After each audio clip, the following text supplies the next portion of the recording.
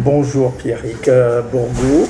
Bonjour Gary. Merci de me faire confiance de présenter ton film Le fabuleux bistrot de Janine à un public américain. Raconte-nous la première fois que tu es rentré chez Janine. Pourquoi tu es allé et qu'est-ce qui t'a interpellé chez elle?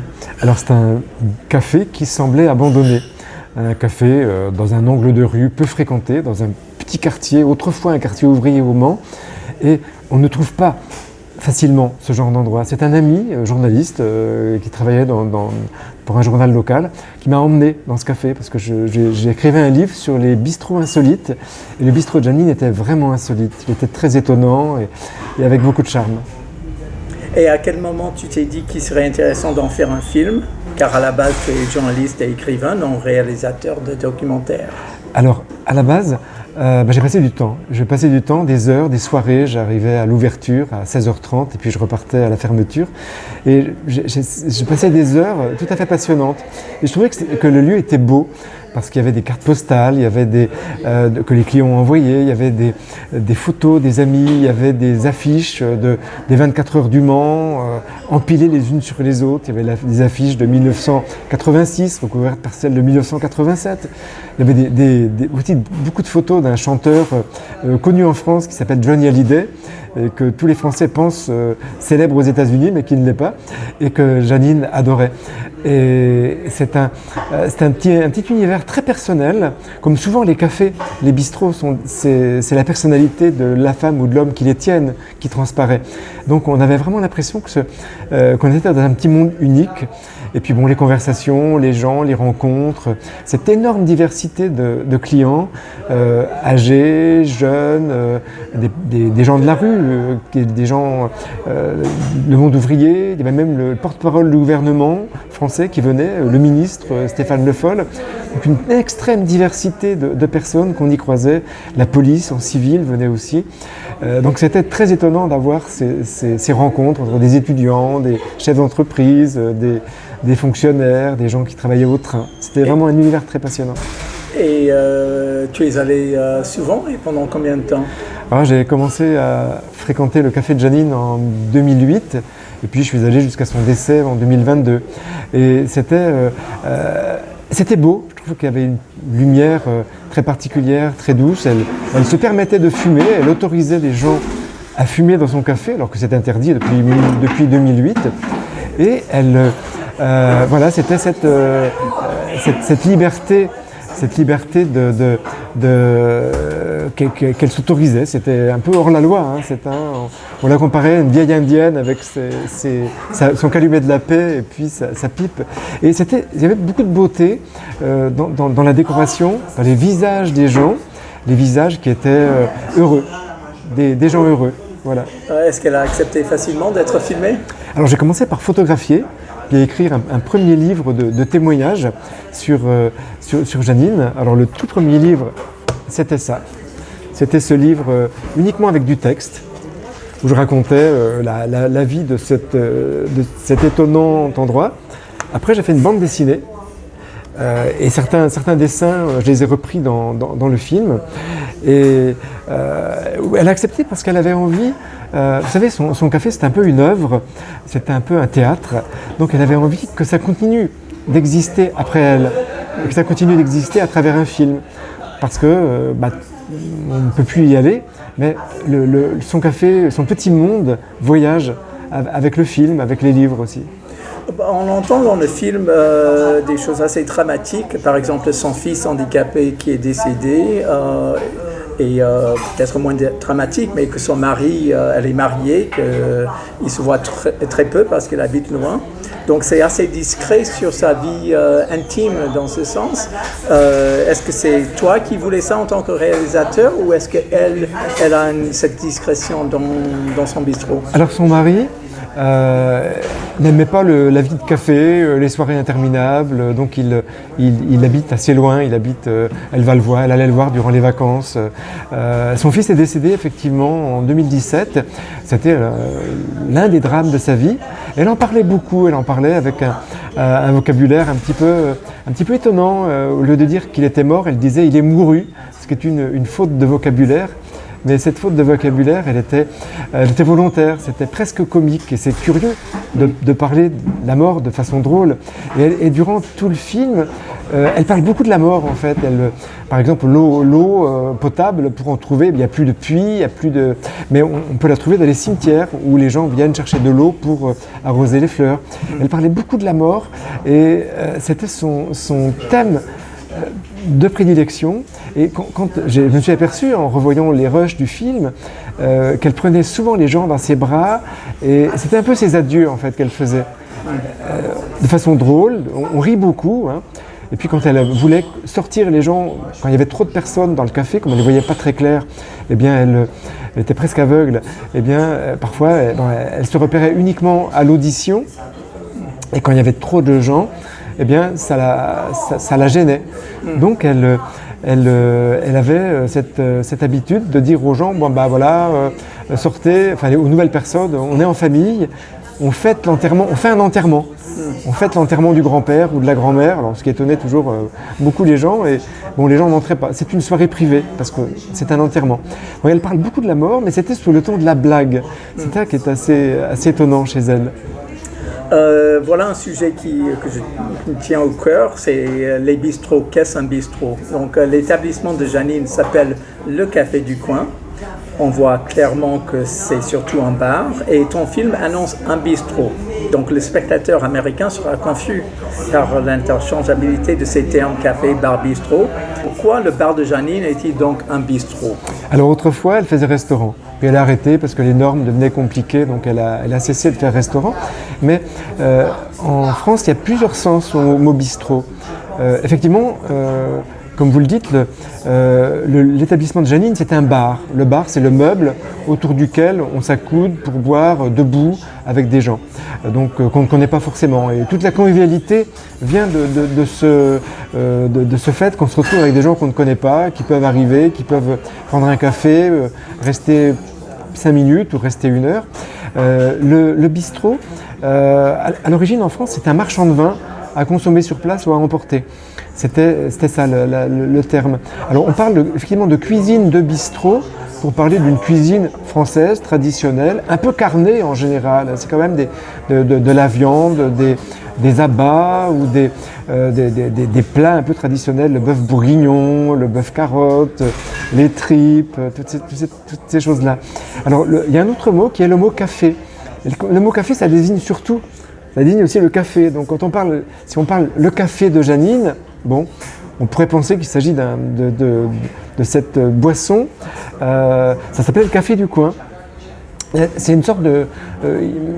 en français, il y a une sorte ce sont des synonymes, un peu café, bistrot, bar, avec effectivement ce côté nourriture, cuisine de bistrot. Dans l'association des bistrots et cafés en France, on a mis les deux noms, café et bistrot, parce que les significations sont voisines mais ne se recoupent pas complètement. Quelle est la spécificité du bistrot français?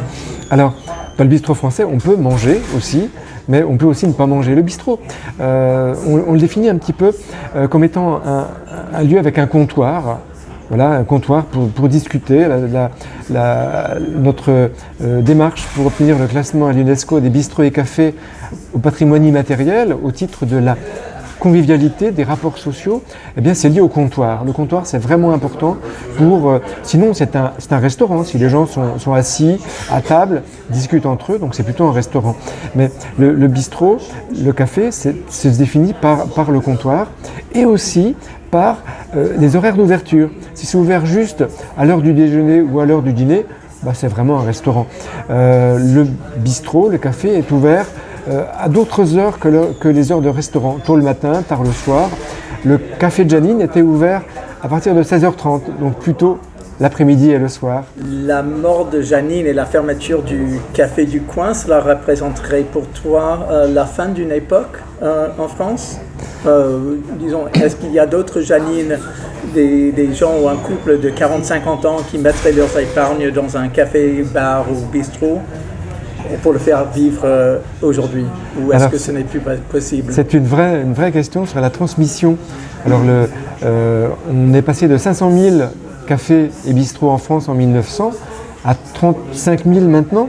Donc on est passé parce que la France comptait 40 millions d'habitants, elle en compte 60 maintenant. Donc on est passé de un café pour 100 habitants à un café pour 2000. Donc c'est plus du tout le même monde. Parce que beaucoup ont fermé et continuent à fermer parce que la transmission est difficile. La transmission, quelqu'un qui veut prendre sa retraite ou qui veut revendre a beaucoup de difficultés. Les banques ne prêtent pas parce que le café n'est pas très rentable. C'est une activité qui est peu lucrative, donc beaucoup deviennent des maisons d'habitation comme le café de Janine qui est devenu un Airbnb et une location. Et si vous cherchez Le Mans Airbnb Love, vous aurez la nouvelle décoration. C'est rose, c'est bleu, il y a des petites LED de colorées. C'est pas du tout la même chose. Sinon, ce sont des locations. Et c'est effectivement peut-être plus lucratif de louer, de faire des logements et puis de les louer, que de trouver quelqu'un qui tient le café, qui va réussir à en vivre, qui va vous payer votre location professionnelle.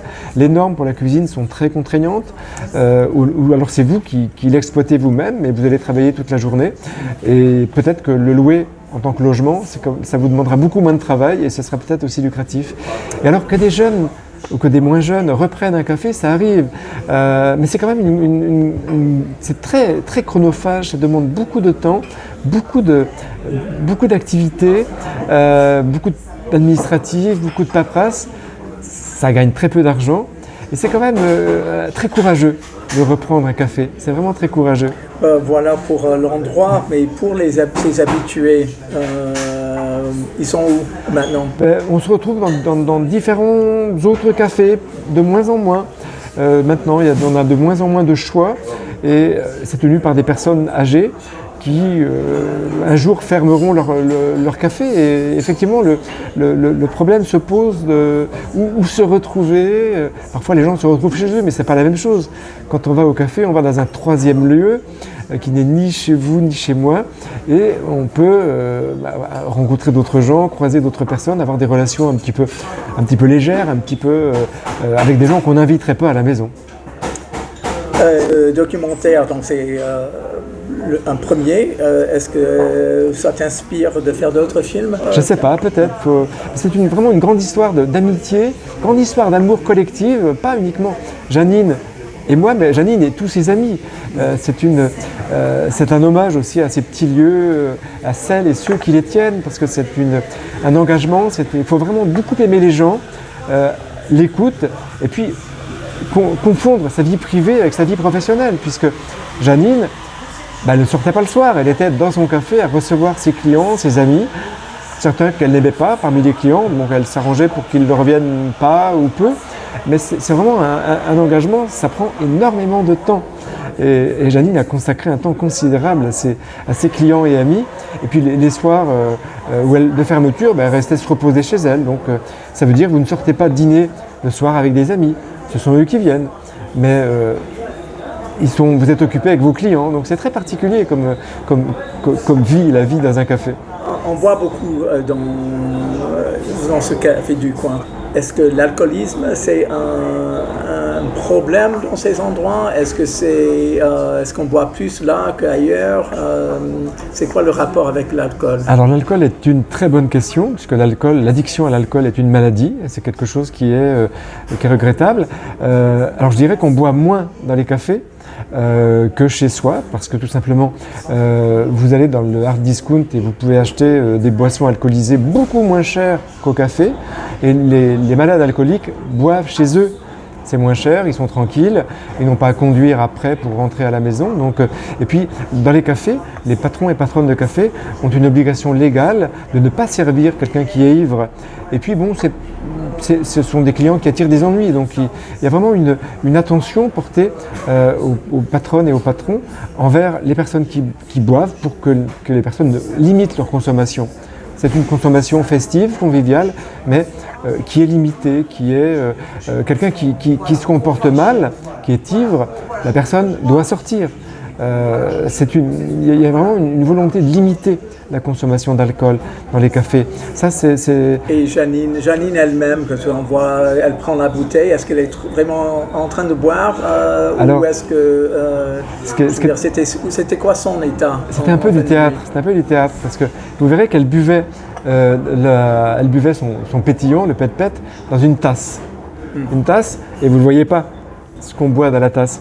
Parce qu'il y avait des gens qui lui servaient à boire, mais d'abord elle ne voyait pas très bien, donc c'était plus simple de boire dans une tasse qui la distinguait, qu'elle voyait mieux que dans un verre, et d'autre part, les gens ne voyaient pas ce qu'elle boit, donc elle pouvait boire peu. Et puis son geste très spectaculaire de prendre la bouteille et de la vider comme ça, c'était les bouteilles vides, donc elle buvait une goutte et demie. Donc elle jouait à la personne qui boit, mais c'était du théâtre, c'était vraiment un lieu de théâtre. Et elle est morte combien de temps après la dernière soirée d'ouverture? Comment ça s'est passé? Elle a ouvert jusqu'au bout. Elle a ouvert jusqu'à fin juillet 2022. Elle est partie en vacances chez son amie à la mer. Et puis quand elle est revenue, elle avait préparé pour ouvrir et puis elle est morte le jour où elle devait ouvrir. Elle n'est pas morte dans son café, mais presque. Elle est décédée à l'hôpital, mais très rapidement. Bon, elle était très malade, mais elle ne voulait pas fermer le café, elle ne voulait pas être hospitalisée, elle ne voulait pas le dire. Même la famille ne le savait pas. Donc c'était une disparition. On était tous bouleversés de ne plus avoir ce petit lieu de retrouvailles, de rencontres où on ne se posait pas de questions. On savait qu'on se retrouverait. On se retrouvait chez Janine parce que, en fait, on ne va pas au café, on va chez Janine. On ne va pas au café ou au bistrot, c'est chez quelqu'un, chez une personne qui vous connaît, qui connaît vos secrets, qui sait être discrète, qui se rappelle de vous, qui dit voilà, je me rappelle, j'ai repensé à ce que tu disais hier et puis ça m'a fait de la peine voilà, c'était la psychologue du quartier. Merci Pierrick. Merci Gary.